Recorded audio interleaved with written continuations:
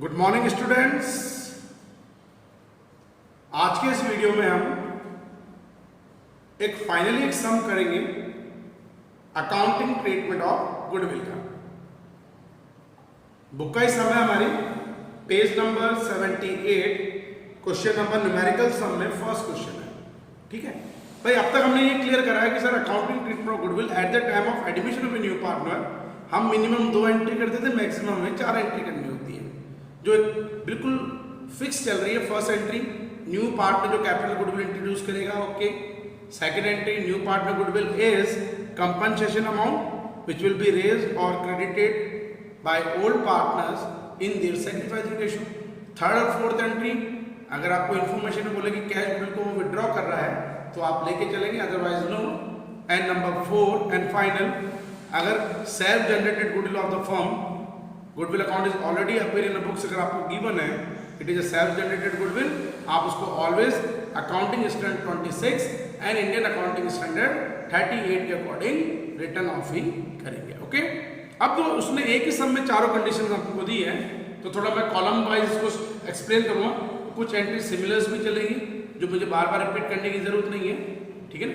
जब आप अपनी कॉपी में, इसको भी आप कॉपी में नोट डाउन करेंगे सम को, तो आप इसको अलग अलग तरीके से नोट डाउन कर सकते हैं, नो प्रॉब्लम एट ऑल, ठीक है। तो पेज नंबर 78 न्यूमेरिकल सम फर्स्ट। हालांकि चारों कंडीशन है, एक साथ नहीं आ सकती, लेकिन सम में दे रखी है। पहले मैं सम पढ़ूंगा। A and B are partners sharing profit in the ratio of 3:1. They admit C for 1/4 share in the profit of the firm. Goodwill of the firm is valued at rupees 40,000 on the date of the C's admission. अब एक चीज आ गई यहाँ पे, जो आपको value goodwill दे रखी है सम में, value goodwill of the sum of the firm, इस समय गिवन है रुपीज 40,000। ये हमें क्यों गिवन है? वही condition, because to find out new partner goodwill after reconstitution of partnership firm.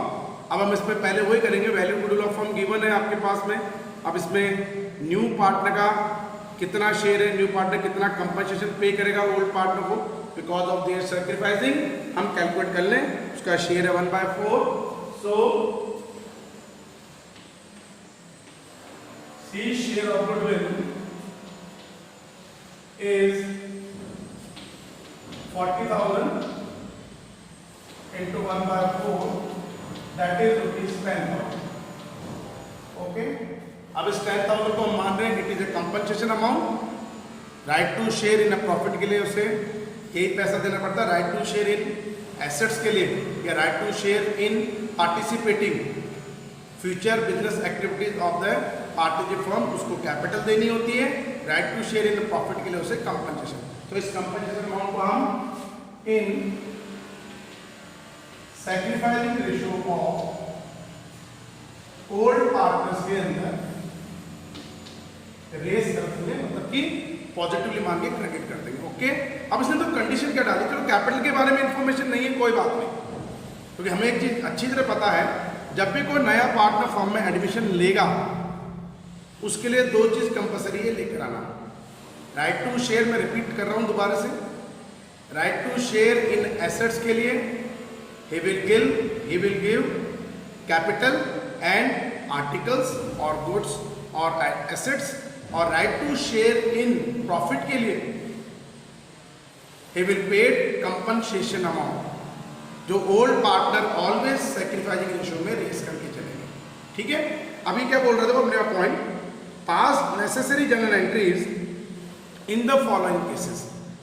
4 cases आपको अलग अलग दे रखे, 4 के 5 है, A, B, C, D और E, ओके। अब मैं फर्स्ट केस इसलिए नहीं प्रैक्टिकल शो करूंगा क्योंकि एंट्री बनेगी नहीं।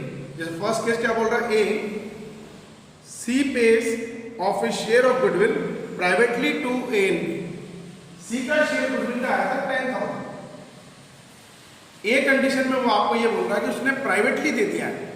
प्राइवेटली मतलब बिजनेस में ये चीज आई नहीं है, तो ऐसी कंडीशन में हम इस गुडविल की एंट्री रिकॉर्ड नहीं करते हैं, रिकॉन्स्टिट्यूशन ऑफ पार्टनरशिप फर्म की कंडीशन में प्राइवेटली दिया है, न्यू पार्टनर और ओल्ड पार्टनर वो आपस में जाने कैसे दिया है, क्या रेशियो में बढ़ गया, क्या है वो आपको अब प्रैक्टिकली शो नहीं करनी है, वो प्राइवेटली लेके चल के जिसकी कोई रिकॉर्डिंग हमें पार्टनरशिप फर्म की बुक्स में रिकॉर्ड नहीं करनी। तो ए पॉइंट में मैं इसलिए प्रैक्टिकल भी नहीं बता रहा हूँ क्योंकि अब ए पॉइंट में जब प्राइवेटली गुडविल दे रहा है तो there is no entry about it, आपको इसके बारे में कोई एंट्री नहीं करनी। बट हम बी कंडीशन, सी कंडीशन,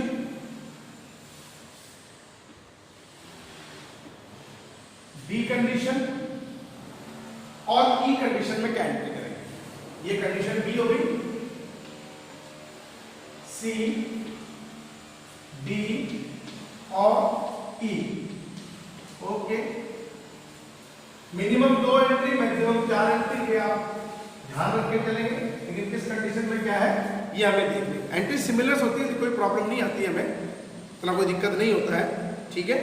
जैसे condition number B, C bring his share of goodwill in cash, C ने अपना शेयर ऑफ गुडविल कैश में दिया है। ओके, अब ऐसी कंडीशन में जो पहले एंट्री करूंगा नंबर 1, चलो कैपिटल कैश नहीं लाया कोई बात नहीं, पैसा लाता है लेकिन अपने इस न्यूमेरिकल सम में गिवन नहीं है, लेकिन जो कैश गुडविल लाएगा उसकी भी तो आप एंट्री शो करेंगे, that is cash a bank account debit to C's goodwill account. तो मेरी एंट्री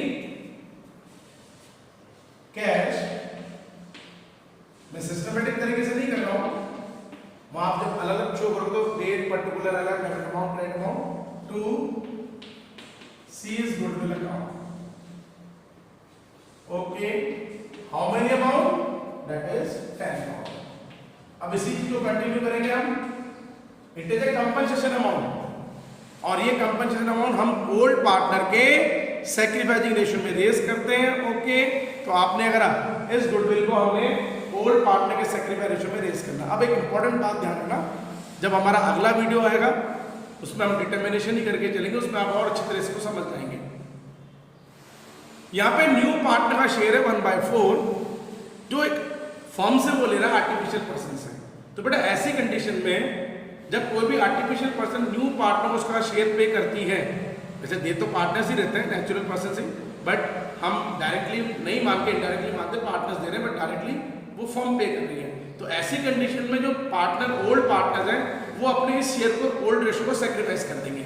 तो ऐसी कंडीशन में हम इसको ओल्ड रेशियो को ही सैक्रिफाइस मानेंगे। लेकिन ये क्यों होगा, जब हम एडमिशन में determination of sacrificing ratio new ratio determine करेंगे आपको बड़ी अच्छी तरह समझ में आ जाएगा। अभी हम ये मानेंगे कि सर इसमें न्यू पार्टनर शेयर 1/4 वो फर्म से एक्वायर कर रहा है, तो ऐसी कंडीशन में हमें ये मानना है कि सर ये सैक्रिफाइस रेशियो जो उसका होगा जिसमें हम इस कंपनसेशन अमाउंट को रेस करेंगे वो हमारा ओल्ड रेशियो ही हो जाएगा। ठीक है, हम इस ओल्ड रेशियो में इसको चलाएंगे। तो नेक्स्ट एंट्री नंबर 1 के बाद में नंबर 2, अगर आप रिलेशन शो करें तो B C bring a share of goodwill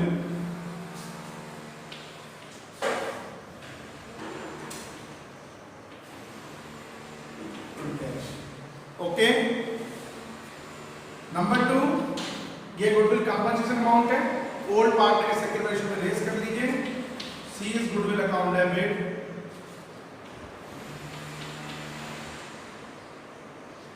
to A is capital account और to B is capital account. 10,000 को सैक्रिफाइस रेशियो आपने इसको इस सब में क्या मान लिया, their old ratio that is 3:1, 3/4 और 1/4, 3/4 into 10,000 that is 7,500 and 2,500। ये होगी एंट्री अपनी कंडीशन नंबर बी के अंदर। ओके, नेक्स्ट कंडीशन जो आपको सी बोल रहा है, C bring share of goodwill in cash, same है बी वाली पॉइंट ये, A and B withdraw half of the goodwill. मैंने पहले भी एक चीज आपको वीडियोस वगैरह में बता रखा है अपने कि नया पार्टनर जब कैश गुडविल लेकर आता है तो उसमें कुछ कंडीशंस के अंदर ओल्ड पार्टनर्स को विड्रॉ भी कर सकते हैं, उन्होंने करा है। हम एक नॉर्मल चीज माने, जब मैं सी कंडीशन में आऊंगा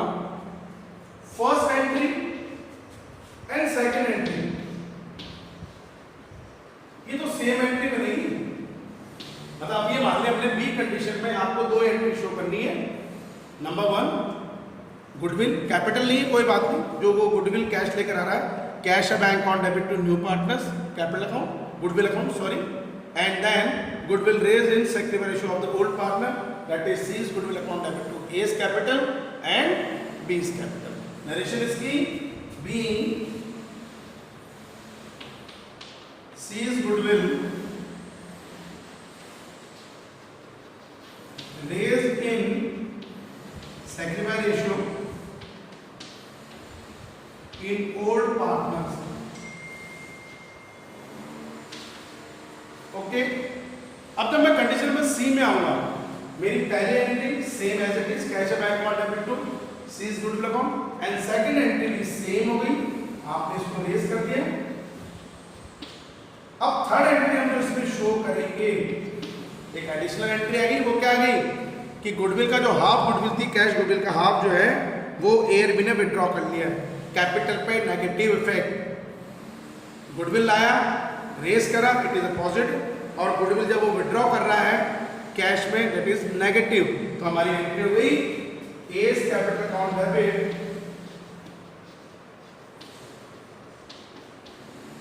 b's capital account debit to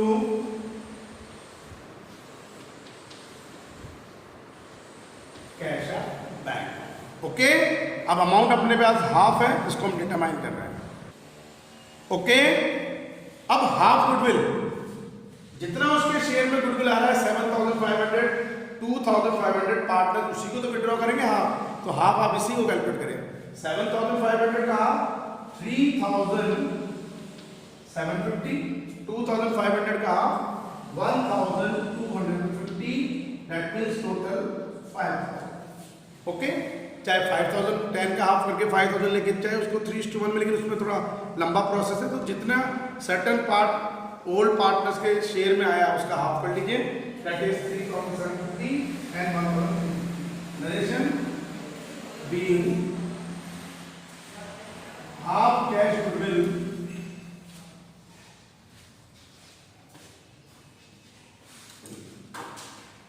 withdrawn by old partners. Okay, तो सिमिलर कंडीशन है, बस बी कंडीशन में हमें दो एंट्री विड्रॉ की एंट्री नहीं करनी है, सी कंडीशन में हमें पहले कैश इंट्रोड्यूस गुडविल की रेस करने की, और उसके बाद में हाफ गुडविल को विड्रॉ करने की. ठीक है, सिमिलर कंडीशन चलती है, इसलिए कोई प्रॉब्लम इतनी अराइज नहीं होती.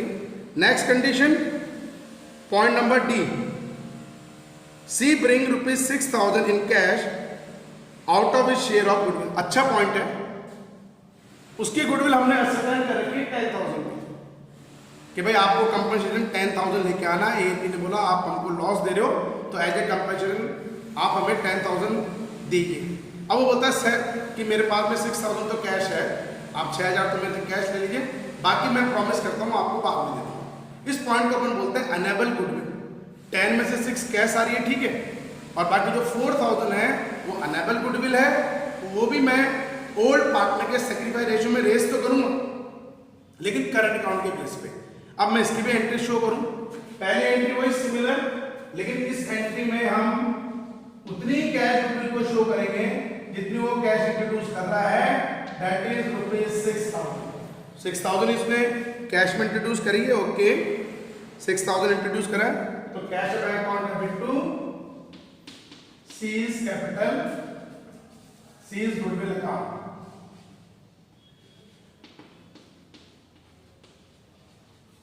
ओके, नंबर 2, जो गुडविल को कैश लाने में अनेबल है उसकी आपने कोई एंट्री नहीं करी है, बट जब मैं इसको रेस करूंगा तो दोनों को करके चलूंगा. अब तो अलग अलग एंट्रीज भी आप बना सकते हैं, जैसे 6,000 को मैं रेस करूं तो मेरी एंट्री होगी सीज गुडविल अकाउंट. अगर मैं नंबर 2 एंट्री करूं कि number 1, number 2 C's goodwill account debit to A's capital account, और 2 नरेशन अब लिख रहा हूं, सेम नरेशन है, b's capital account, that is 3:1, 3/4 और 1/4, तो 4 1 जा 4, 4 5 जा 4 2 जा. एक मिनट में कैलकुलेट कर लेता हूं इसकी. 6000 divided by 4 multiplied by 3, that is 4500 and 1500। ये हमारी कैश गुडविल की एंट्री होगी। अब जो अनेबल गुडविल है, अगर आप इसकी अलग एंट्री करना चाहें तो करंट अकाउंट से C's current account debit to A's capital account और to B's capital, that is rupees 4000। 4000 की कौन से रेशियो में? 3:1 के रेशियो में, दैट इज 3000 और 1000। बट दोनों एंट्री में एक सिमिलरिटी हमारे पास में आ रही है। कैश गुडविल चाहे इंट्रोड्यूस करने में एबल हो चाहे अनेबल हो, हमें इसको रेस तो करना ही है ओल्ड पार्टनर के, वो भी कौन से रेशियो में? सैक्रिफाइसिंग रेशियो में। तो मैं बजाय इन दो एंट्री को अलग अलग बनाने की, मैं इसकी कंबाइंड एंट्री भी कर सकता हूं, that is C's goodwill account debit, C's current account debit 6000 4000 to A's capital account और टू बीस कैपिटल अकाउंट। ठीक है, वही कंडीशन 6 4000 500 3000 3:1 में 3500 एंड 2500। तो बजाय हम अलग अलग एंट्री करने की बजाय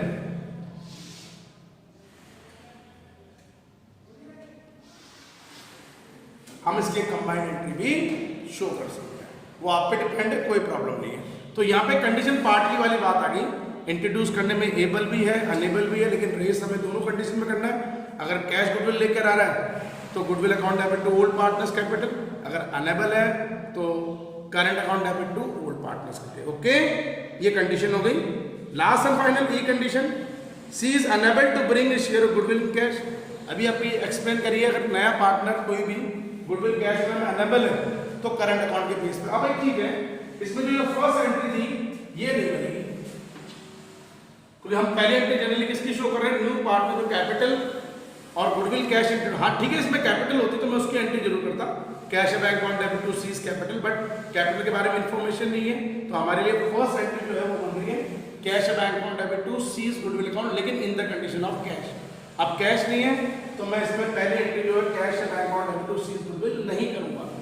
अब एक नॉर्मली बात है, मैं जब इसके बाद में नेक्स्ट एंट्री करूंगा वो भी एक नॉर्मल एंट्री है कि सर गुडविल जब कैश लाने में अनेबल है तो according to Indian partnership act 1932, accounting standard 26 और इंडियन अकाउंटिंग स्टैंडर्ड 38 के अकॉर्डिंग हमें इसको करंट अकाउंट से, न्यू पार्टनर करंट अकाउंट से रेस करना है। कंपनसेशन अमाउंट जरूर है, सेक्रेटरी में रेस करेंगे, लेकिन किसके पे? आप पे करंट अकाउंट पे। आपके तो मेरी एक ही एंट्री बनेगी इसमें, और वो एंट्री बनेगी ये जो हमने इंडिविजुअली यहाँ पे शो भी करेंगे, सीज करंट अकाउंट डेबिट। तो मेरी एंट्री बनेगी C's current account debit fully amount 10,000 to A's capital account to B's second ratio 7,500 3:1 में और 2,000। ओके, तो ये हमने एक सम करा है आज के वीडियो में, जिसमें हमने एक ही सम में जो 4 condition accounting treatment goodwill of a new partner आती थी हमने क्लियर कर लिया है। ओके, प्राइवेटली गुडविल दे रहा है, कोई एंट्री नहीं है, मैंने इसलिए फर्स्ट ए पॉइंट शो भी नहीं करा है। बी पॉइंट में कैश इंट्रोड्यूस कर रहा है, मैंने अभी भी एक ही चीज बोली, अब मैं एक नॉर्मली बात मानूंगा क्योंकि इसके बाद में ये टॉपिक हमारा खत्म है। ठीक है, लाइव क्लास में हम अलग सम से लेके चलेंगे। ठीक है, अब हमने एक चीज है, हमने क्लियर चीजें कर ली है कि sir minimum 2 entry maximum 4 entry हमें करनी है। पहली entry new partner goodwill cash लेकर आ रहा है, उसकी एंट्री में रिपीट कर रहा हूँ, cash bank account debit to new partner goodwill account, अगर कैपिटल भी तो न्यू पार्टनर गुडविल के साथ में टू न्यू पार्टनर कैपिटल में। उस गुडविल को हम ऑलवेज ओल्ड पार्टनर के सेक्रेटरी रेशियो में रेस करेंगे because it is a compensation amount. तो न्यू पार्टनर कैश गुडविल में new partner goodwill account debit to old partners capital account in the secretary ratio आप इसको race करेंगे। अगर new partner goodwill लाने में अनेबल है, कैश गुडविल लाने में अनेबल है, तो ऐसी कंडीशन में हमें इसे करंट अकाउंट के बेस पे एडजस्ट करना है। तो new partners current account debit to old partners capital account. अगर नया पार्टनर गुडविल कैश इंट्रोड्यूस कर रहा है और आपको सब में एडिशनली बोल दें कि उन्होंने इस गुडविल को विड्रॉ कर रहा है तो आप एंट्री शो करेंगे, अदरवाइज ये विड्रॉ नहीं होती है तो उसकी एंट्री हो गई old partners capital account debit to cash या बैंक अकाउंट। लेकिन इस समय हमें एक चीज देखने को मिली है, इसमें फॉर्म की गुडविल आपको ऑलरेडी गिवन नहीं है, तो ऐसी कंडीशन में हमने वो एंट्री बनाई भी नहीं है। अदरवाइज वो एंट्री अगर मैं लूं जिसको बोलते हैं सेल्फ जनरेटेड गुडविल, अगर वो गिवन होती मेन सम में ये आपको एसेट साइड में गिवन होगी बैलेंस शीट में, लेकिन हम इंडिविजुअल सम की बात कर रहे हैं फॉर ए 2 मार्क्स, तो आपको बकायदा एक लाइन मेंशन करेगा goodwill account is already appear in A books. Goodwill account is already appear in A books मतलब ये एग्जिटिंग फर्म की पहले से सेल्फ जनरेटेड गुडविल है, लेकिन accounting standard 26, I repeated again, accounting standard 26 and Indian accounting standard 38 के according should always raised in old ratio of old partners or exiting partner at the time of admission, at the time of retirement, at the time of change in profit sharing ratio among the exiting partner। ठीक है, अब इस सम की मैं आपको image send कर दूंगा, आप अपनी नोट कॉपी में नोट डाउन करेंगे इसको। ओके, मेरी प्रॉपर नोट्स कॉपी में आज की क्लास यही ओवर करते हैं। थैंक यू, आप लोग सेफ रहिए अपने घर पे और अपनी स्टडीज को रेगुलरली ऐसे ही कंटिन्यू रखिए। कोई भी डाउट्स वगैरह आते हैं आप हमसे डिस्कस कर सकते हैं व्हाट्सएप पे भी, और चाहे तो आप हमको फ़ोन भी कर सकते हैं, उसमें कोई प्रॉब्लम नहीं है, लेकिन एक जेन्युइन टाइम है। ओके, क्लियर है बेटा? ओके।